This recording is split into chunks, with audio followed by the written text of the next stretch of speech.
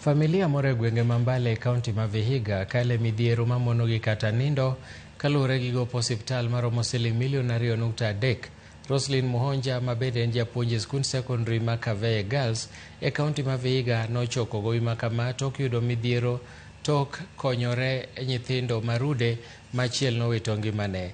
Kata bang' bedo gokumba jopuonj mar Minet, osiptal no ne dwaro mondo familia no chul omendano mondo mi eka migi ringre nyathigino ka giramo ni osiptal no onge gi winjruok mar okumba ma SHA machuno familia no mondo gol title deed margi eka giyud kaka ginyalo iko nyathigino.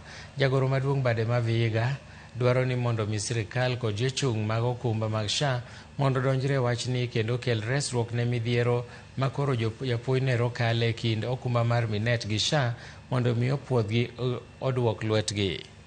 I was admitted under the cover of Minet, and then when Minet was ending the contract, it handed it over to SHA.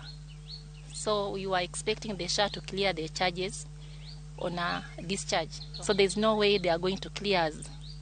We are supposed to give them cash money, 2.3 million, for us to be discharged.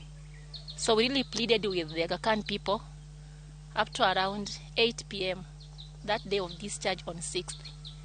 And then they retained the title deed.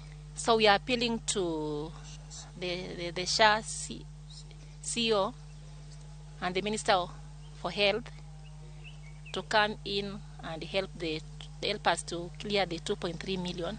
So I'm asking President, our President, to clear for us this debt. And Madam's name was part of the names that was handed over to TSC and even to the SHA.